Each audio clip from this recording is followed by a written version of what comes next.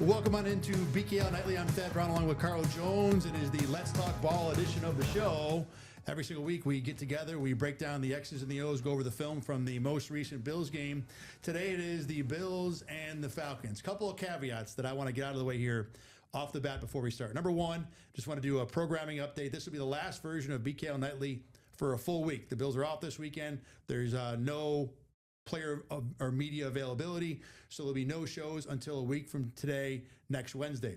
The other thing I want to point out is that Carl and I have 29 minutes, and this show will not cover everything we need to cover from Bills and Falcons probably in 29 minutes. Carl, let's start with the offensive side here.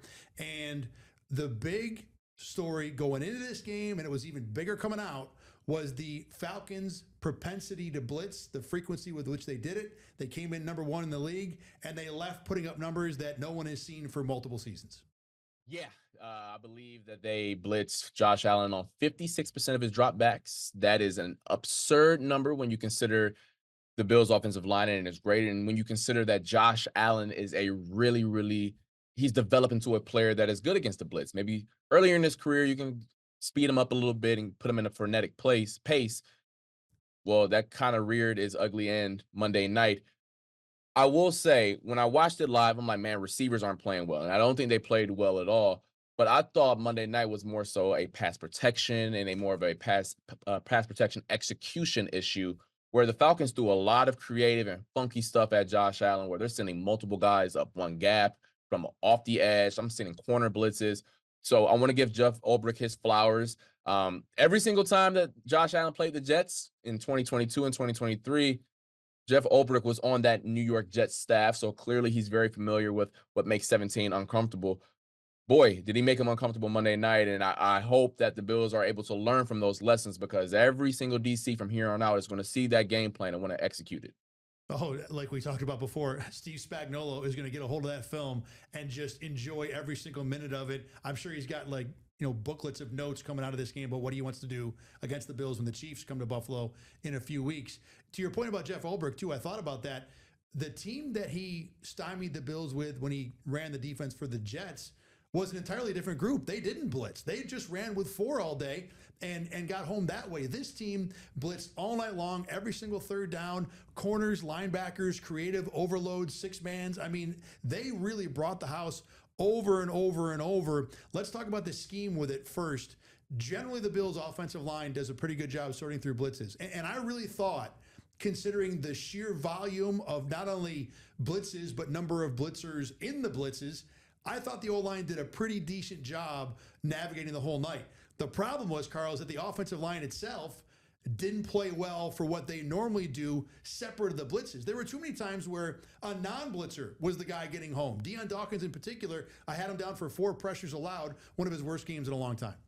Yeah, I think that the plan and the execution was subpar. There were even some opportunities for Josh Allen to hit the hot player out of the backfield a few times, and he just didn't get to it. We've talked about it ad nauseum on this program. Sometimes when you pressure a quarterback all night, their brain starts to malfunction a little bit. And I think on that play where he flipped it to Ty Johnson in the second half, Ty Johnson was open as soon as the ball was snapped. And I think once he saw the cornerback off the edge, his brain just said, "What? Malfunction, time to make something shake." So I think pressure makes a fool out of all of us, including some of the best players in the world. I know those who are listening to this are still going to say, well, okay, run the ball with James Cook. And they still gave him the ball 17 times, but they ran into an issue. And from their vantage point, I'm not saying I agree with it, where if this team is going to blitz so much, why not put our better pass protecting back on the field? James Cook hasn't showed at least an ability on film to be that type of player, especially when they're sending exotic stuff. I'm not saying I agree with it, but when I'm watching it back, when Josh Allen was under that much siege, they probably wanted a better pass protecting back out there on the field. And Ty Johnson. Yeah, I think the argument for having James Cook in the game more is not to put him in on 3rd and long when 6 guys are coming. It's to use him on 1st and 10 more often when you're, in a neutral to a degree down in distance where you could use him. And look, I want to get this off my chest. So the possession that really stands out for that was the last one of the game where the Bills were down 7, when they went 3 and out, 3 pass plays. Now, number one, you could have used James Cook to run the ball in there at some point, which would have been great. But on each one of those plays, there was a significant breakdown, and in a lot of cases by guys who never have this problem. The first one, Josh Allen has Khalil Shakir open on a short route. Shakir's been given 8 to 10 yards of space. It's 1st and 10. You can take 6 all day. The protection is okay. The pocket's closing. This is a play where your grown-up, big boy franchise quarterback has to throw a pass out to the sideline from a tight pocket for an 8-yard gain instead of trying to keep and run the ball. And I know there's space there, and I know Josh obviously succeeds doing that a lot, but this was a play where, it's weird to say, I almost wish the Bills had Jared Goff over Josh Allen, because Jared Goff throws that ball outside for 8 yards. That's number one. Play number 2 is a screen to Ty Johnson. The Bills continue to have just no idea how to run screens. I don't know who it was, whether it was David Edwards or Deion Dawkins. Somebody did not get out on the one linebacker you had to block to make that work. And instead, they both sat there on a guy who's supposed to just be sucked into the quarterback on the screen. It is as bad a piece of execution as the Bills had all night, and I know that's saying something. Number 3, the third down play. The Bills have been eating 6-man blitzes all night. So for the first time all night, they bring in a tight end and a running back to help Josh Allen with the blitzes. Dawson Knox and Ty Johnson. What do? They both block the same blitzer. And that still allows you with a 6-man rush to get a free runner, and that was the end of the game. One play after another after another.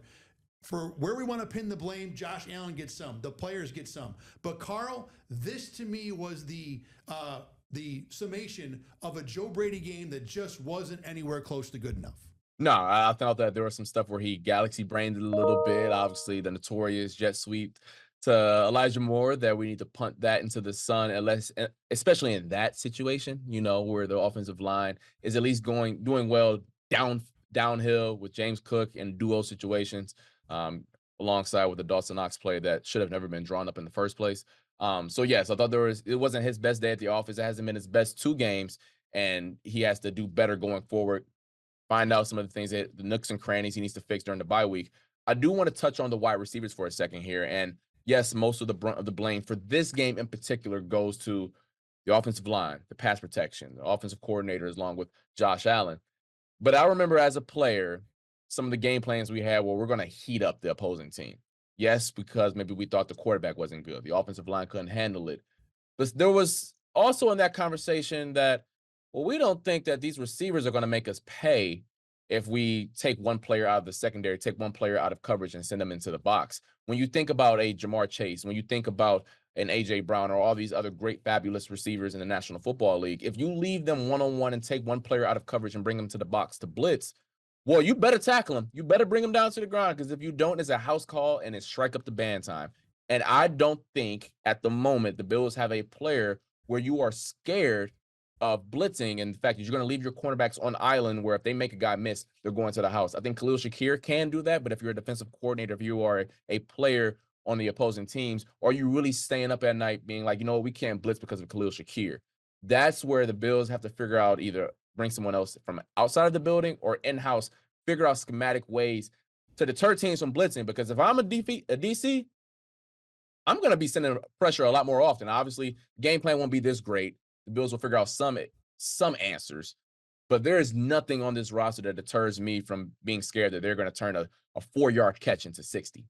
To your point about that, there wasn't a lot of this game where when I saw the Bills' problems in the passing game, I put it on guys not being open downfield. There was some of that, right. But the reason we started with the offensive line and the blitzes and picking all that stuff up is because that was 80 to 90% of the problem. Now, there were a few. There was one play where the sack, I think, end of the first half, where it was like a 8 or 10 yard. I actually don't remember exactly the possession, but the point was Josh Allen looked to his right to Keon Coleman, who was taken out one-on-one by A.J. Terrell, and by the time he got to his next read, he was swallowed. So there were a couple of those. Let me ask you the question that I think people have talked about a little bit coming out of this game. If Dalton Kincaid was healthy, how much would have that changed things for how the game went for the Bills Monday night in Atlanta against that defense? I think it changes a little bit. I think they maybe have Josh Allen feels more secure in his outlet to Dalton Kincaid than he does to Tyrell Shavers or Keon Coleman at this point in his career.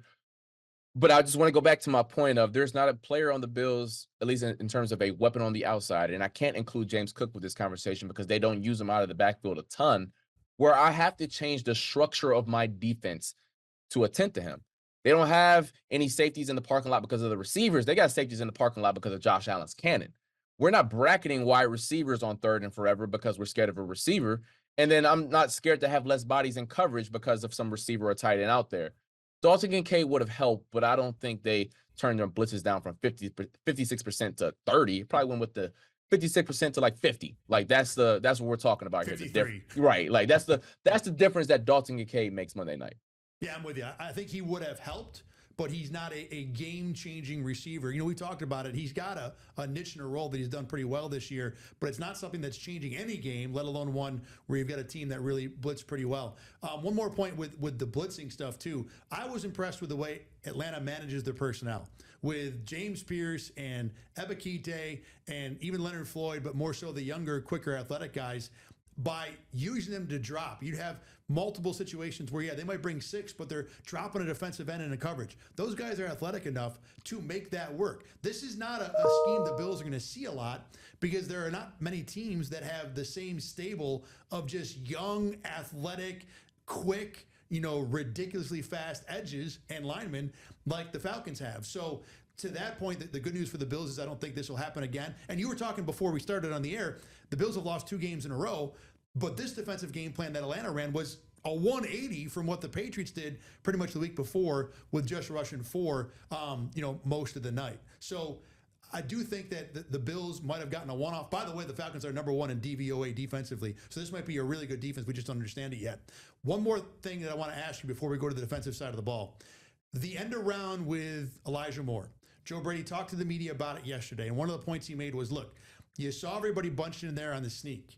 If we run that, we can spread guys out, maybe not necessarily on that play, but at least and I'm paraphrasing, at least it does put that thing into defensive teams' minds to say that if we line up for a sneak, you can't just put 11 guys over the center and stop Josh Allen that way. I'm with you, shoot that play to the moon, but I do at least understand a little of that thinking. I want to get your reaction to Joe Brady's explanation, finger quotes, for that call.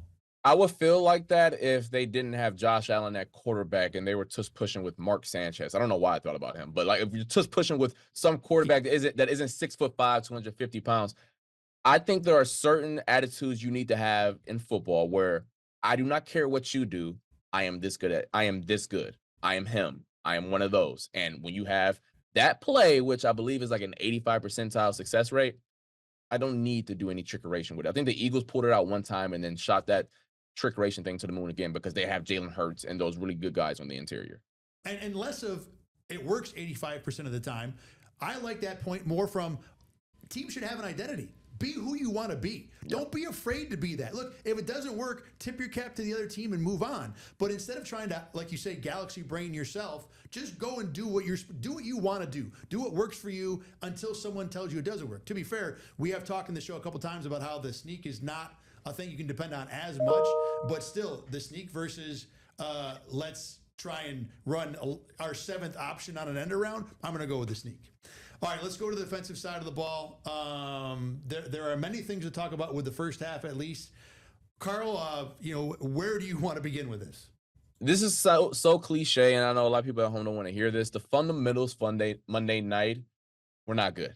I mean, you want to talk about players not making tackles. They weren't in their gaps. And when they were in their gaps, they were getting pushed out of their gaps. There were no displacement at the line of scrimmage. Guys were losing single blocks to players they have no business being blocked by. Everything that could have went wrong in the first half in terms of fundamentals defensively went wrong.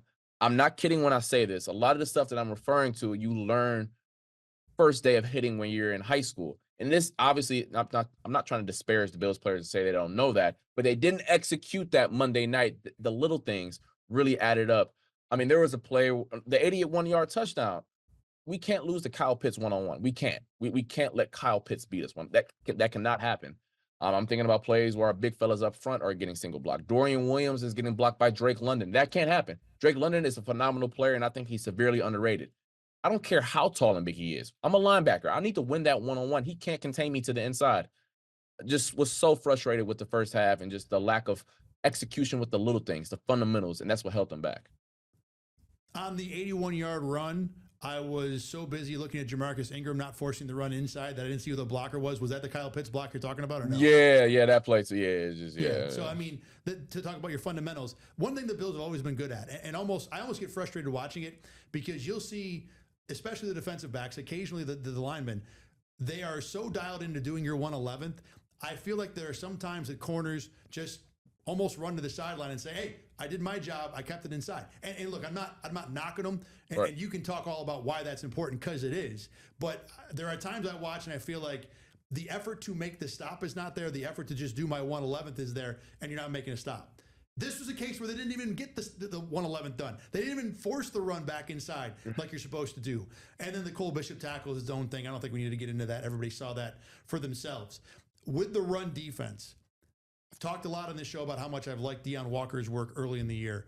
This was a concerning game from the point of view of, yeah, he had 4 TFLs. He had a pass breakup. There were good plays in this game. So I think long-term, I still feel generally good about his trajectory.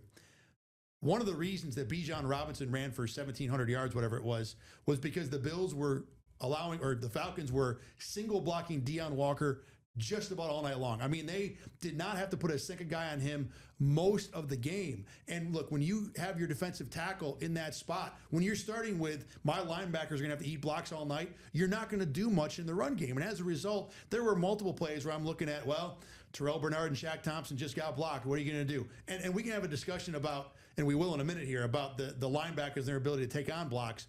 But Carl, it's got to start at the point of attack. And the Bills, even with Ed Oliver, even with Deion Walker, both those guys making multiple splash plays, the large picture just was not good enough up front.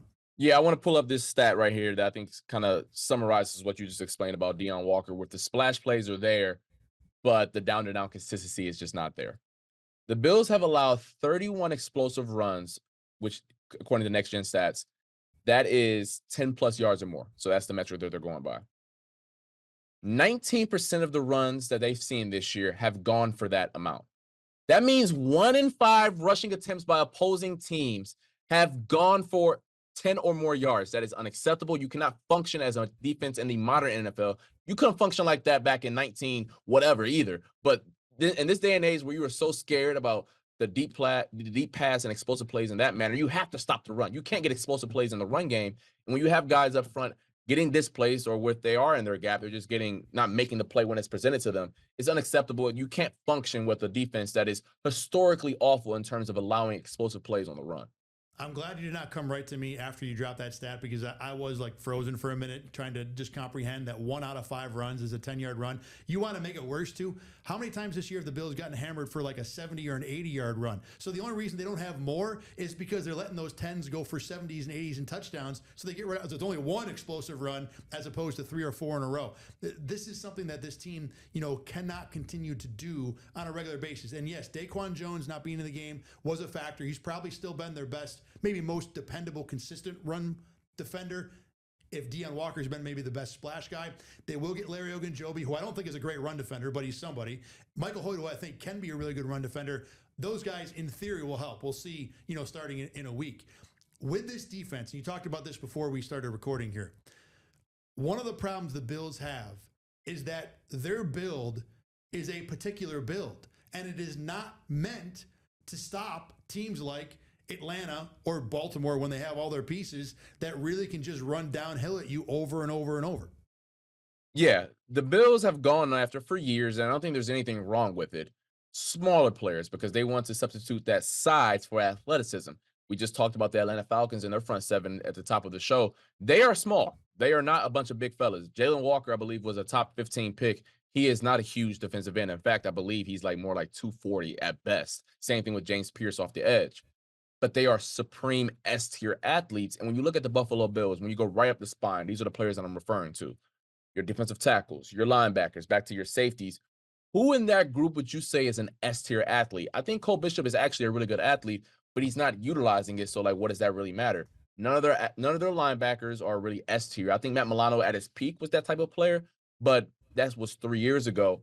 Deion Walker is, but he's still a bit boomer bust. Ed Oliver's a good athlete, but he's a smaller guy, so does it really feel like he's a freak out there? The Bills are a smaller unit that doesn't play fast. That is no bueno. And I think that when you have these issues in terms of just pure athleticism, you have to do the little things right. You can't be a slow unit and a unit that won't do the little things like not tackling or missing assignments and coverage. That's where they're going to have to use this bye week to at least figure out the fundamentals. They're not going to get faster over the bye week unless they're taking some PED that I ain't heard of. They need to figure out to do the little things right, stop having so many coverage busts and tackle in space, because I encourage anyone at home to look at this roster. You know, I'll throw Max Harrison in there. I don't want to be disrespectful to him. I forgot he's on the roster. Max Harrison, Cole Bishop, and D.L. Walker. Those three are the only guys out of the 30 guys on the defensive roster that I would consider a plus athlete for their position. I'm not even sure I put Cole Bishop in that category because he has not appeared as someone. We watched him do it in training camp. You know, we talked about this play. On paper, in underwear Olympics, he's a good athlete. In underwear Olympics. I'll give you that. I'll give you that for sure. So, and you talked about the Bills don't play fast. I think the proper term is they don't play fast enough to overcome what they're giving up in size in all of these spots. And look, when you go against Pat Mahomes and the Chiefs, in theory, having all this speed will allow you to defend that passing game, but more importantly, get to the quarterback, you know, be able to cause a problem and pressure. And in this game, when it comes to pass rushing, I thought Joey Bosa and Ed Oliver and Greg Rousseau basically did their job. I think maybe we could have a conversation, if you want to get into it right now, maybe we will, about they can get pressure. I don't know if they're going to get sacks, and there's a difference with those two things. In this game, it didn't matter. We're going to explain why right this second. But when it comes to getting after the quarterback or causing a passing game problems, smaller and faster is generally, on paper, the way to go. I do want to get into this passing game, what the Falcons did, because Drake London had 9 for 147 in the first half. Bills did a better job taking him away in the second half, and the bar was low there, so it wasn't hard to do, but they did do it. The thing that really bothered me is that the rough general overview was it felt like the Falcons watched the last 4 Bills games on tape, decided, okay, these are their rules in zone coverage. We're just going to take them apart over and over. And that's what they did. This was not difficult. This was run a receiver deep, throw the deep defender down the field, have Drake London hook or curl or post or whatever behind. Or it was spread the zone wide on the outside and then just let Drake London sit in the middle there. How frustrating is it, especially someone who's, you know, been in those meetings, who understands what's going on, that it really felt super easy for the Falcons to get their not only best, but only real weapon open all night long. Yeah, I was mad watching the first half. I'm not going to lie. And not necessarily just from a game plan perspective, but also from an execution of whatever they were actually doing on any given play. 2 things. One, they gave him way too much free space, way too many free releases. You mentioned it. A good player like Drake London needs to be touched every single play. I need a hand on him. If he's going to run through a zone, he needs a shiver. As soon as within that 5-yard buffer, we're allowed to put our hands on players. I need to put pause on him. I need to make sure that he's not getting down the field with speed. And then also, we need to throw some man coverage looks at him. I tweeted out earlier the only 3 reps where Christian Benford was lined up across from him. He didn't give up a single catch. And I know there are some dangers of playing man coverage with this Bills defense because you don't trust really anyone else to hold up their end of the bargain. But in this matchup Monday night, I would have done that because name a receiver that the Falcons have. You people at home, y'all can't name one because Darnell Mooney didn't play and Ray McLeod didn't play either. David Sills, I think, played, but I don't know how many times he ran an actual route. So I think I was a little frustrated with the game plan and then also the execution of, hey, listen, I know it's zone, but zone doesn't mean passive. Zone doesn't mean, hey, I'm just going to go to my spot drop and just stand there and wait for the ball to be thrown. We can be aggressive. We can also be ball players here and realize one receiver, caught a pass all night. Find where 5 is and let the chips fall where they may. The Bills have geared coverages towards guys like Tyreek Hill, too. It's not very hard to do. You can make that work, and I'm surprised the Bills didn't do it more. Now, to be fair, you know, obviously Bijan Robinson is a pretty big threat as a receiver, and he did burn the Bills a couple times, too. Real quick on that, as I'm bringing Bijan up, the play that got me in terms of the coverage with him was the one in the fourth quarter down the sideline. I thought at first it was a Trey White coverage bust, but you're going to say that it's not exactly his fault on that running back out of the backfield. Yeah, so the Bills were in a cover 3-ish type of look, which means you're going to have 3 deep defenders and 4 guys underneath.